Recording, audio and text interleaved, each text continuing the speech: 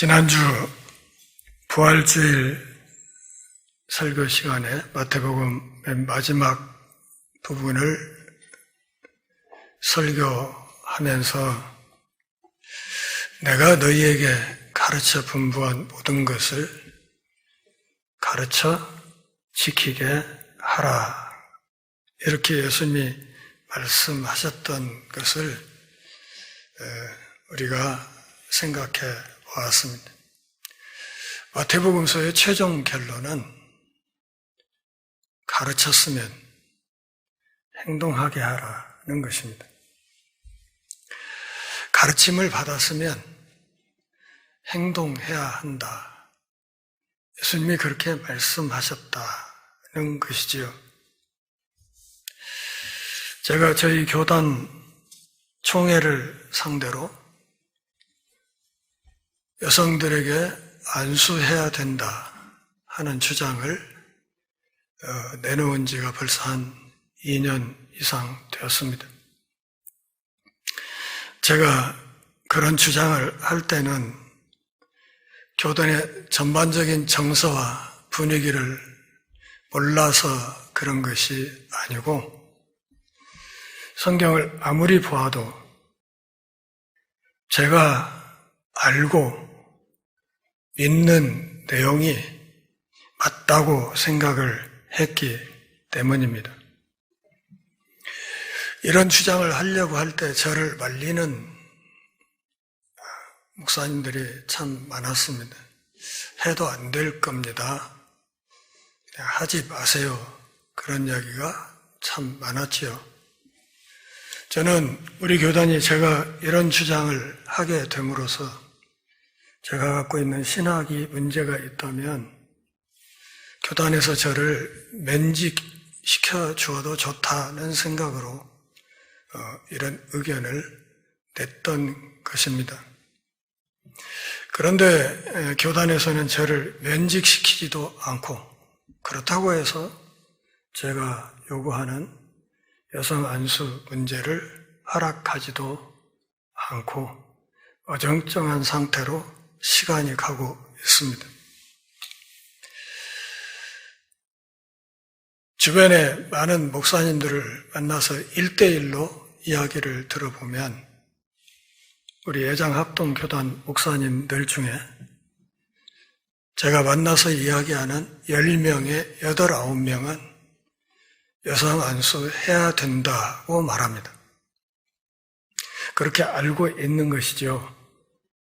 그런데 막상 공식적으로는 어느 누구도 나서서 이걸 해야 된다고 하지 않습니다. 여성 안수와 관련된 찬성하는 쪽이든 반대하는 쪽이든 근거로 드는 성경 구절들이 꽤 많지만 제가 보기에 핵심 구절은 로마서 16장 7절이라고 생각합니다.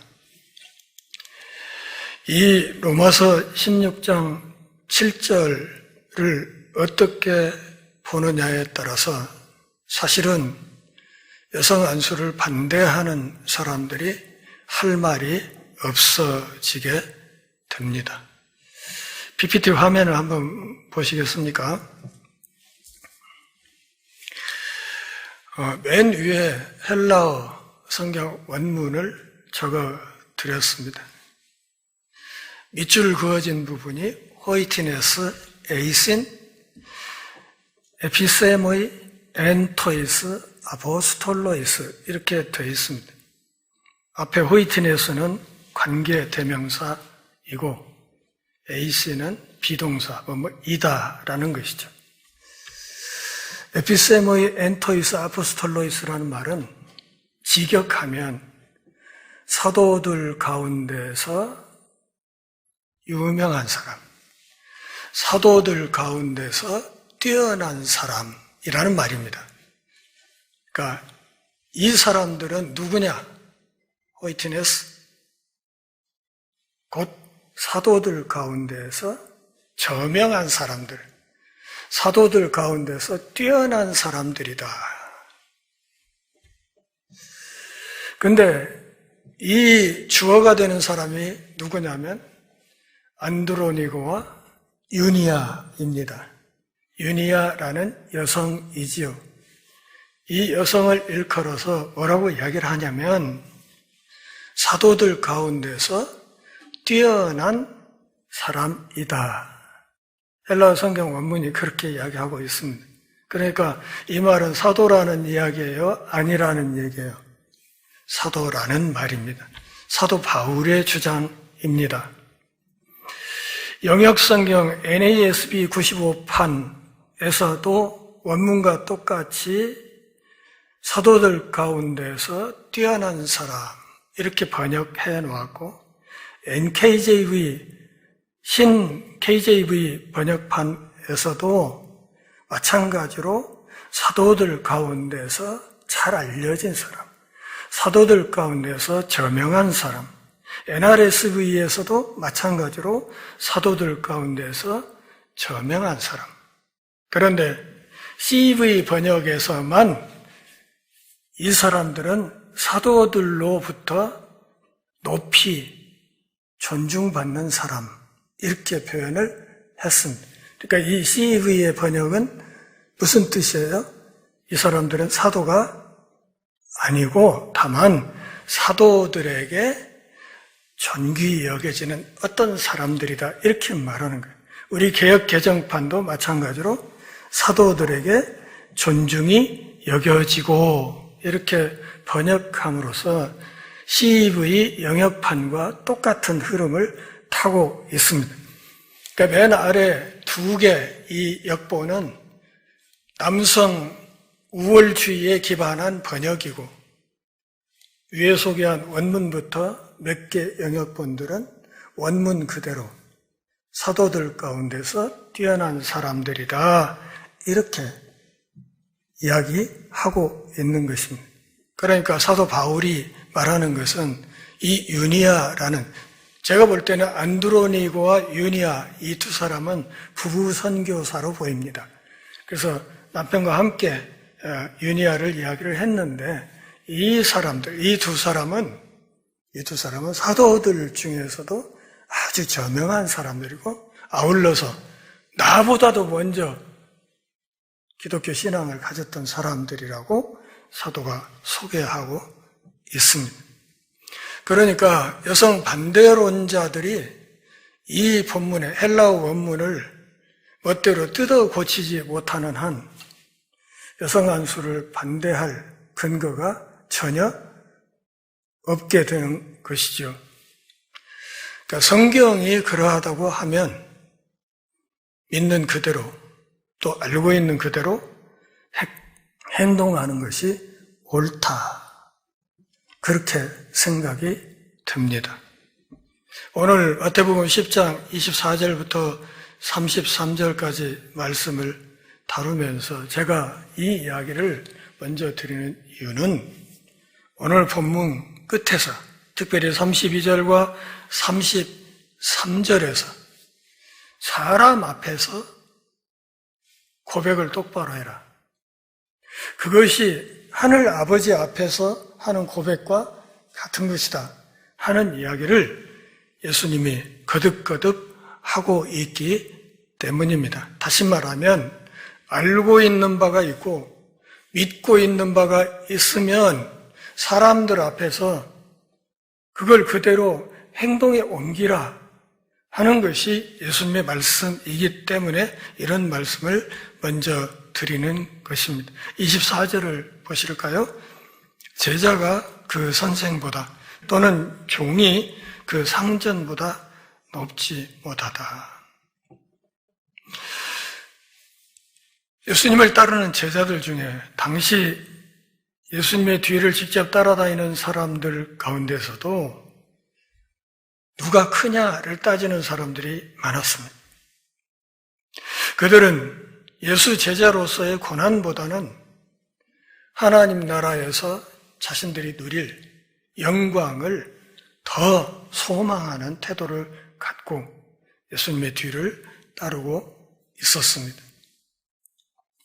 예수님은 24절에서 세상에는 엄연한 권위가 있고 또 그 권위에 따르는 질서가 있다고 말합니다. 종이 있으면 주인이 있는 것이고 제자가 있으면 스승이 있는 것이다. 종과 주인 사이, 또 스승과 제자 사이에 엄연한 질서와 또 권위가 있는 것인데, 중요한 것은 이 종과 제자가 주인과 선생을 능가할 수 없다는 것입니다. 그것이 엄연한 사실이죠. 그래서 25절에서 예수님은 다시 이렇게 말씀하십니다. 제자가 그 선생 같고 종이 그 상전 같으면 족하도다. 집주인을 바알세불이라 하였거든 하물며 그 집 사람들이랴. 제자가 그 선생 같다. 또 종이 그 상전 같으면 충분하다. 그 정도면 충분한 것이다. 제자가 선생과 똑같은 대우를 받고 종이 상전과 똑같은 대우를 받는다면 그걸로 충분한 거다. 예수님이 이렇게 말씀하셨어요. 그러니까 이 말씀은 얼핏 들으면 기분 좋은 이야기죠. 제자가 스승하고 똑같이 대우받는다는데, 종이 상전과 똑같이 대우를 받는다는데 그거 좋은 거 아니에요? 그런데 예수님의 말씀은 오늘 본문 이후를 쭉 훑어보면 고난도 함께 받아야 된다 하는 말씀입니다. 그러니까 제자가 스승과 같다고 한다면 영광뿐만 아니라 그 스승이 당하는 고난도 그 제자들이 똑같이 받아야 되는 것이다 하는 것입니다. 고난조차도 스승이 당하는 것과 비슷하게 받으면 그것으로 충분한 것이다. 이렇게 말씀을 하는 것이죠. 집주인을 바알세불이라 그렇게 이야기했다고 해요. 오늘 본문에서 집주인은 예수님을 가리키는 것이고 그 집 사람들은 제자들을 가리키는 것입니다. 그러니까 집주인, 예수님을 일컬어서 당시 유대교 지도자들이 무엇이라? 귀신의 왕이라, 바알세불이라 그렇게 이야기를 했다는 것이죠. 마태복음 12장 24절을 보면 도대체 이 바알세불의 뜻이 무엇인가가 분명히 드러납니다. 귀신의 왕 바알세불 이렇게 이야기를 하고 있거든요. 그러니까 예수님을 일컬어서 바알세불이라 하는 말은 예수님을 귀신의 왕이다 이렇게 말합니다. 예수님이 행하시는 온갖 치유 사역들이 귀신의 능력으로 되는 것이다 그렇게 말하는 것이고, 아울러서 그렇게 나사렛 예수는 귀신 들렸다고 욕을 하는 것입니다. 그러니까 선생인 예수님을 귀신의 왕이라고 하였다면 그러면 그 집사람들, 그 제자들은 사람들이 뭐라고 할 것 같냐 이렇게 물으시는 거죠. 그 집사람들은 제자들을 가리키는 것이고, 특별히 예수님의 제자들을 일컬어서 그 집사람이라고 해서 표현을 한 것은 예수님의 식구다, 예수님의 가족이다 이런 뜻입니다. 그러니까 당신의 종이고 당신의 가르침을 받는 학생 혹은 제자라는 의미보다 예수님은 제자들을 무엇으로? 당신의 식구로, 당신의 가족으로 보고 있다는 것을 말하는 것입니다. 집의 주인인 나를 귀신의 왕이라고 했으면 그 가족인 너희들은 사람들이 뭐라고 할 것 같은가 이렇게 물어보신 것이죠.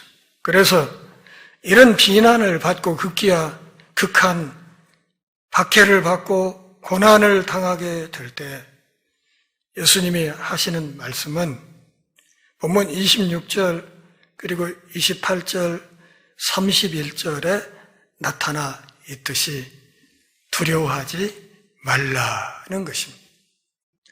두려워하지 말아라.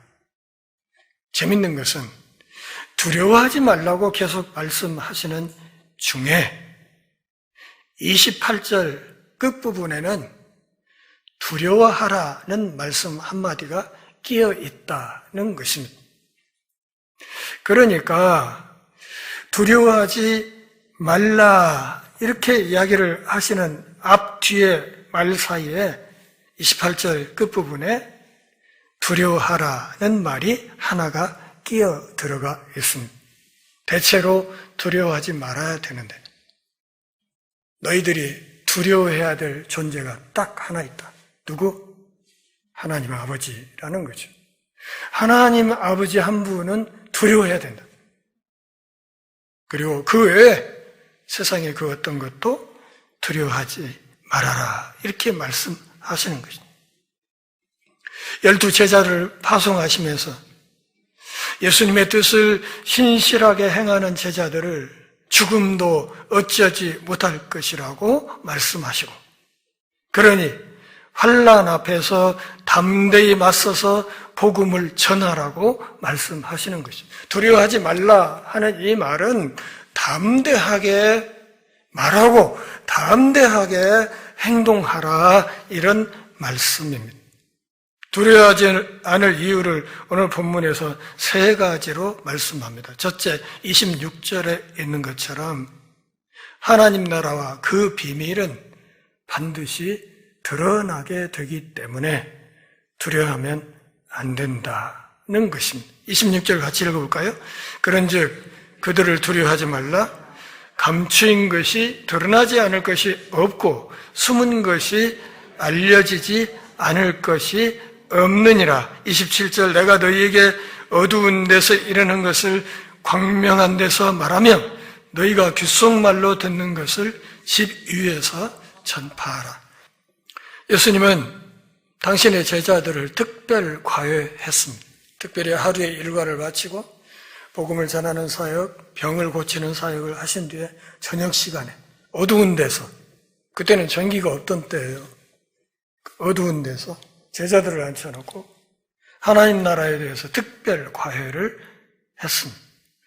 제자들은 예수님한테서 비밀리에 무언가를 배웠습니다. 그런데 어두운 데서 예수님과 앉아서 비밀리에 배웠던 그것을 만천하에 드러내야 하는 것이라고 그렇게 말씀하고 있는 것입니다. 당신의 복음은 감추어지면 안 된다는 것이죠. 그러니 모든 사람 앞에서 밝은 데서 당당하게 이 복음을, 이 진리를 공표하라고 말씀하시는 것입니다. 교회에 모여 앉아서 성경 공부를 했으면 어쩌라고? 이것을 모든 사람들 앞에 힘있게 선포하라고 그렇게 말씀하시는 거예요. 그러면서 이것을 하나도 남김없이 전파할 준비를 하라고 말씀하십니다. 담대하고 권위 있게 이 모든 것을 전파해야 된다. 특별히 여기서 27절에 귓속말로라는 말은 당시 유대 사회의 어떤 관행을 배경에 깔고 하시는 말씀입니다. 유대교 회당에 가면 당시 그날 말씀을 전할 랍비가 이제 펼쳐서 읽었던 두루마리 말씀을, 성경 말씀을 근거로 강론을 할 때 직접 선포하는 것이 아니라 옆에 있는 통역사에게 귓속말로 이렇게 이야기를 했습니다. 옆에 사람이 있어서 그 사람이 귓속말 하면 이 사람이 크게 사람들을 회정을 향해서 이야기하는 방식으로 강론이 이루어졌습니다. 유대교 회당에서 그게 관행이었습니다. 저는 지금 누구에게 얘기를 해요? 마이크에게 얘기를 해요. 그러면 이 녀석이 크게 소리를 내주는 거예요. 그걸 지금 예수님이 말씀하시는 거예요. 또 유대교 랍비들은 제자들을 양육할 때 크게 뭔가를 말하지 않고 항시 옆에 앉혀놓고 귓속말로 뭔가를 이야기하는 관행도 있었습니다. 그래서 당시 사회의 관행을 바닥에 깔고 예수님이 이렇게 말씀하시는 거예요. 너희가 지금 내 옆에서 내가 하는 작은 소리를 듣고 이렇게 하지만 이것을 밝은 데서 힘차게 훨씬 큰 소리로 이것을 외쳐야 된다. 그렇게 말씀을 하신 것이죠. 그러니까 하나님 나라와 그 진리가 반드시 드러나게 될 것이기 때문에 어차피 드러날 거 전하는 과정에서 담대하게 거침없이 두려움 없이 전파해야 된다. 그렇게 말씀해요. 두 번째 두려워하지 말아야 될 이유 28절에 있습니다. 박해가 제자들의 영혼까지 죽이지는 못하기 때문에 두려워할 필요가 없다는 것이죠. 28절 같이 읽어볼까요? 몸은 죽여도 영혼은 능히 죽이지 못하는 자들을 두려워하지 말고 오직 몸과 영혼을 능히 지옥에 멸하실 수 있는 이를 두려워하라. 여기 두려워하라 하는 맨 마지막 말, 맨 앞에 정확히 번역을 하면 항시 두려워해라. 그런 뜻이에요. 항시. 끊임없이 두려워해야 된다. 누구? 우리를 지옥의 불못에 던져놓을 수 있는 그 하나님을 끊임없이 두려워해야 된다. 요한계시록 20장 14, 15절에서 요한이 뭐라고 말합니까? 이 땅의 모든 악한 무리들이 결국은 최종적으로 어디에 들어간다? 불못으로 들어간다. 불못이란 말이 좀 이해가 잘 안 되면 그냥 용광로라고 생각하시면 돼요. 그냥 용광로 속으로 집어 넣어버린다. 그런 뜻이죠. 용광로 속으로 집어. 이걸 누가 해요? 마귀가 해요? 지금 제자들을 핍박하고 고난의 길로 몰아가는 그건 마귀에게는 그런 고난이었어요. 예수님의 제자들을 목숨을 끊을 수 있는, 육체적인 숨을 끊을 수 있는 힘은 마귀에게 있다 하더라도 이 하나님의 백성들을 용광로 속으로 몰아넣을 수 있는 권한은 없다. 그러기에 그들을 겁낼 필요는 없고 오직 겁내야 할 것이 있다면 이 불못을 주관하시는, 이 용광로를 주관하시는, 거기로 몰아넣으실 수 있는 능력과 권세가 있는 하나님은 두려워해야 된다. 이렇게 이야기를 합니다. 거지 나사로 이야기 기억하시죠? 복음서에 거지도 죽었어요. 부자도 죽고. 근데 이 지옥에서 고생하면서 보니까 그냥 이 천국에 있는 사람들이 너무 행복하게 보이거든. 근데 지옥의 불구덩이에서 너무 목도 타고 고통스러우니까 거기에 있는 아브라함한테 얘기를 하죠. 거기 있는 물 한 방울만 찍어서 내 혓바닥에 떨궈 주세요. 이렇게 이야기를 해요. 그 이야기에서 우리가 짐작할 수 있는 건 뭐냐면 이 불못과 하나님 나라 새하늘 새 땅 사이에 많이 떨어져서 서로 안 보이는 게 아니라 코앞에 보인다는 거예요. 코앞에 그냥 보여.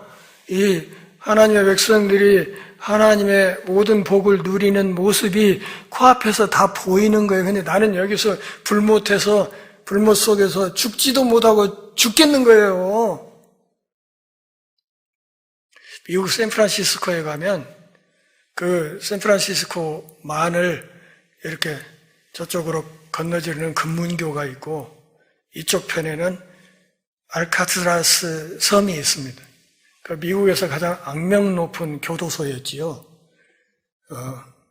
지금까지 그 교도소에 들어가 있던 사람들이 탈옥한 예가 탈옥에 성공한 사람 하나도 없다고 하고 어떤 사람들은 2명 있다 그랬는데 그 탈옥에 성공했다고 여겨지는 2사람도 흔적이 없어요. 어디로 갔는지. 그래서 이 섬 주변에는 상어떼들이 많이 돌아다니고 있어서 탈옥을 엄두도 못 내는 그런 곳이에요. 문제는 뭐냐면 샌프란시스코에서도 이 알카트라스 섬이 그냥 코앞에 보이고 이 섬에서도 샌프란시스코 시민들이 저렇게 활동하고 있는 모습이 보인다는 거예요. 이게 사람 미치는 거예요. 많이 보이는 자유. 그게 나한테 없다는 게 이게 너무 고통스러운 것이죠. 상대적으로. 그렇지 않습니까? 지옥이 그런 곳이다. 불못이 그런 곳이다. 거기에 넣으실 수 있는 분이 하나님 아버지이시기 때문에 하나님의 그 어떤 것도 두려워하지 말고 오직 하나님 그분 한 분을 철저하게 그리고 한결같이 두려워하면서 살아야 된다. 그것이 하나님 앞에서 사는 자세입니다. 두려워하지 말아야 될 세 번째 이유가 29절 이하에 기록되어 있습니다. 31절까지 한번 볼까요? 참새 두 마리가 한 아사리온에 팔리지 않느냐? 그러나 너희 아버지께서 허락하지 아니하시면 그 하나도 땅에 떨어지지 아니하리라. 너희에게는 머리털까지 다 세신 바 되었나니 두려워하지 말라. 너희는 많은 참새보다 귀하니라. 두려워하지 않아야 될 세 번째 이유. 가장 하찮은 피조물도 하나님의 손 안에 있다. 그러기에 하나님 아버지의 자녀들을 그 하찮은 것도 돌보시는 하나님이 더 잘 돌보시지 않겠는가? 그걸 믿는다면 두려워하지 말아라. 그렇게 말해요. 여기 아사리온이라는 말은 로마 제국 후대의 화폐 단위인데 한 데나리온의 16분의 1입니다. 그러니까 한 데나리온이 당시 노동자 한 사람의 하루치 일당이었다고 하는데 이것의 16분의 1에 해당하는 액수니까 상당히 작은 액수라고 할 수 있죠. 그러니까 참새 두 마리가 이 한 아사리온에 팔린다. 그러면 한 마리는 반 아사리온에 팔리는 거죠. 32분의 1 데나리온에 팔리는 거예요. 정말 값싼, 정말 하찮아 보이는 미물인데도 하나님께서 허락해야 그 참새 한 마리도 떨어지는 거다. 너 머리털까지 다 세신 바 되었다 하는 이 말은 하나님은 그 미물인 참새의 털악 하나도 다 세고 계신다. 이런 뜻이기도 해요. 그런 분이 참새보다 훨씬 더 귀한 예수님 앞에서 제자들 뭐라고 그랬어요? 나의 식구들 그렇게 얘기했잖아요. 나의 식구들, 나의 가족들. 그러면 하나님의 가족을 하나님이 돌보지 않겠느냐? 이렇게 말씀을 하시는 것이죠. 우리가 살다 보면 하나님이 나를 잊으신 것 같다고 생각될 때가 있죠. 없습니까? 있습니다. 고난의 깊이가 자꾸 깊어지고 하는 일마다 자꾸 이상하게 꼬이고 몸이 아프고 그럴 때마다 느끼는 것은 하나님 나를 버렸나? 하나님 나를 잊었나? 내가 그렇게 기도하는데도 하나님 지금 주무시고 계시나? 이런 생각이 들 때가 있지 않습니까? 그러나 사람은 창조의 면류관이고 하나님의 형상을 담은 유일한 피조물입니다. 우리가 하나님을 경외한다는 것은 그분의 존재를 인정하는 것이고 아울러서 그분의 능력도 인정하는 그것이 하나님을 경외하는 것입니다. 하나님을 신뢰해야 우리가 믿음을 가질 수 있고 하나님을 경외할 수 있고 우리를 돌보시는 하나님을 의지할 수 있습니다. 오늘 본문에서 예수님 하신 말씀은 무엇인가 하면 하나님의 뜻과 하나님의 계획 밖에서 일어나는 일은 없다는 것입니다. 길가에 풀 한 포기가 풀잎이 거꾸러지는 것도 다 그분의 뜻 안에서 이루어지는 것이다. 이렇게 말씀하시는 것이죠. 하나님의 자녀된 사람들의 머리털 하나도 가볍게 보지 않으신다 하는 것입니다. 여러분 오늘 아침에 교회 오기 전에 머리 감았죠? 응? 감고 나면 꼭 그 세면장 바닥에 머리카락 몇 개 빠져 있죠? 세보셨습니까? 몇 가닥 빠지고 이제 몇 가닥 남았는지 혹시 세보셨나요? 잘 모르죠? 우리는 몰라요. 여기 지금 몇 가닥 붙어 있는지, 오늘 아침에 몇 개가 빠져나갔는지 잘 몰라. 이 말은 하나님이 나보다 나를 더 잘 아신다. 하나님이 우리보다 전주 열린문교회를 더 잘 아신다, 이런 뜻이에요.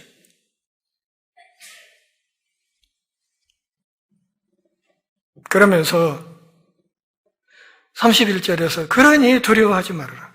너희는 많은 참새보다 더 귀하지 않은가. 다시 말하면 너희들은 특별하고 중요한 존재다.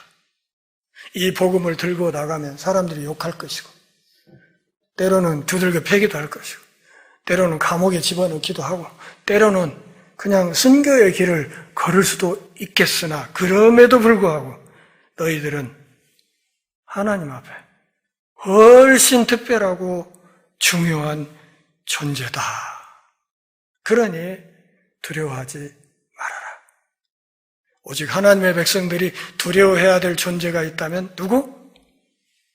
우리를 영원한 심판의 용광로에 집어넣으실 수 있는 권세가 있는 그 하나님 한 분밖에 없다. 이렇게 말하는 거예요. 자, 32절, 33절 같이 읽어보겠습니다. 누구든지 사람 앞에서 나를 시인하면 나도 하늘에 계신 내 아버지 앞에서 그를 시인할 것이요, 누구든지 사람 앞에서 나를 부인하면 나도 하늘에 계신 내 아버지 앞에서 그를 부인하리라. 여러분 펜 있으면 32절 맨 앞에, 누구든지 앞에 그러므로 라는 말을 써 넣으시기를 바랍니다. 헬라 성경 원문에는 분명히 있는 말인데 우리 개역 개정판 번역에는 이 말이 빠져 있습니다.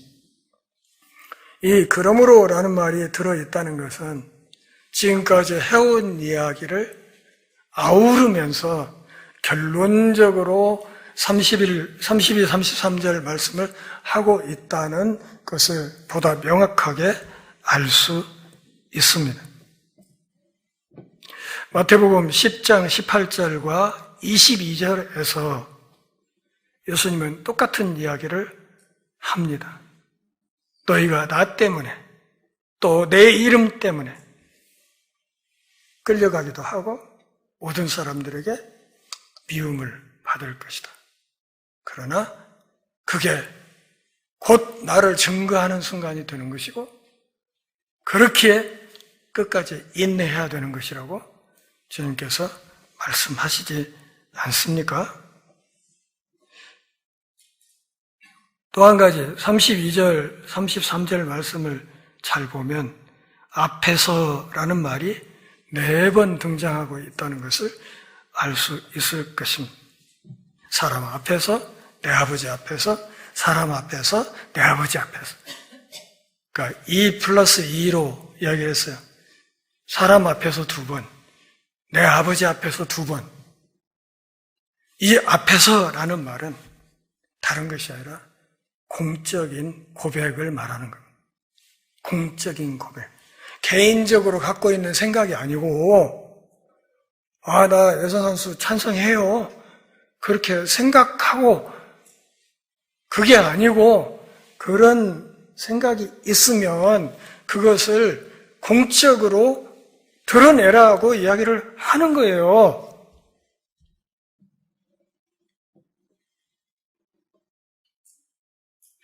예수님을 주로 고백하고, 그리고 구주로 고백하는 사람들.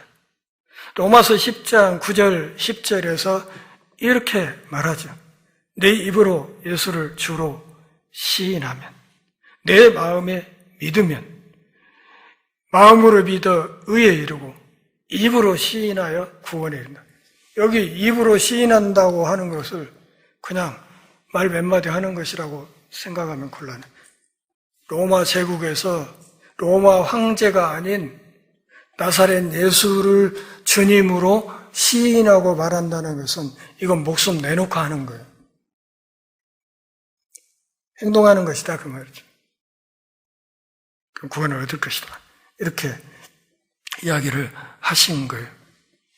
그런데 로마서 10장 10절에서 입으로 시인한다 하는 이 말, 이것이 계속 그렇게 한다는 뜻이에요.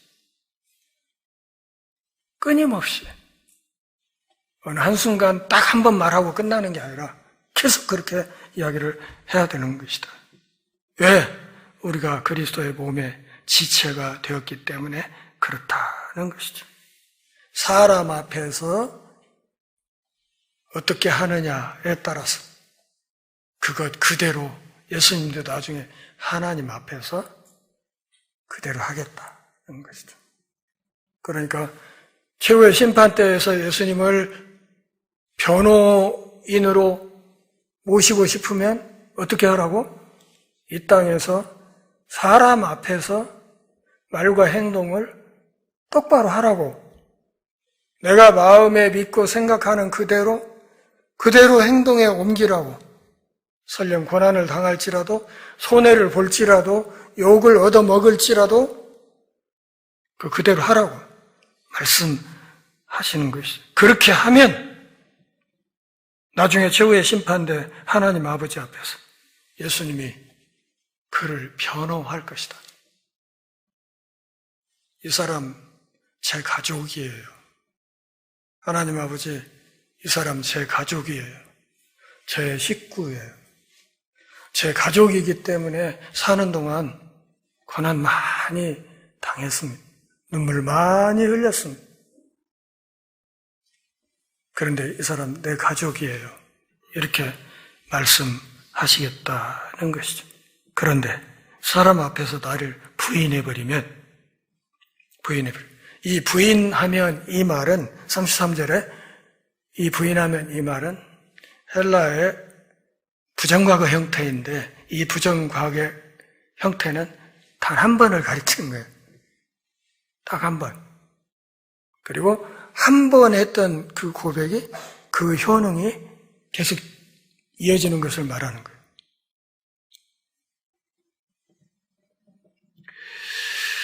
마가복음 8장 38절 그리고 누가복음 9장 26절에서도 예수님이 같은 말을 또 해요.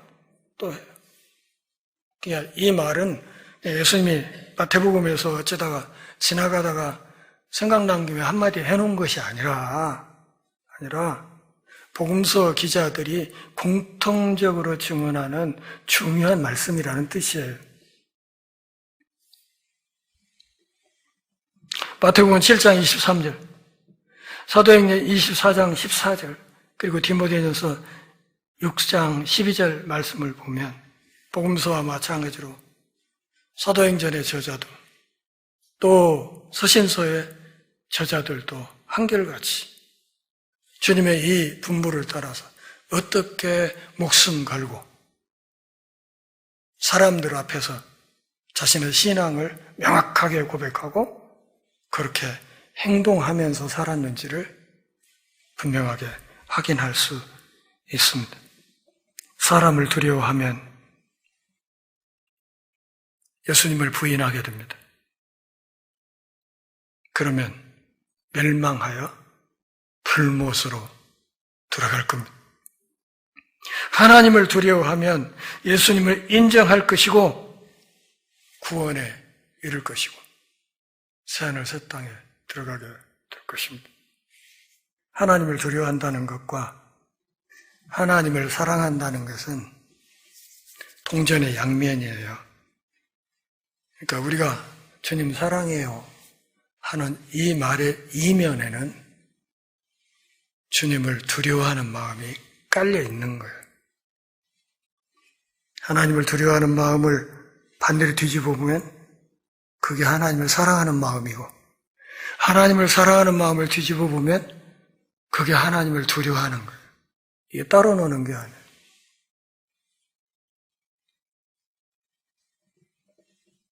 하나님은 진의가 아니에요. 하나님은 쓰다듬고 뭔가를 요청하면 뭘 갖다 주는 마법의 램프가 아니에요. 하나님은 단추만 누르면 우리에게 필요한 것을 갖다 주시는 자판기가 아니에요. 하나님은 우리의 행복을 지켜주는 보험 증서가 아니에요.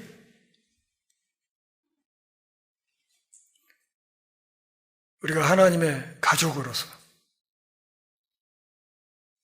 그분의 이름을 높이는 이 일, 사람들 앞에서 쉽지 않은 일이라는 것을 알아야 합니다.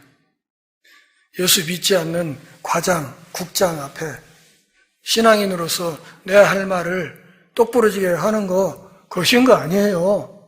어렵다는 걸 제가 잘 압니다. 그렇지만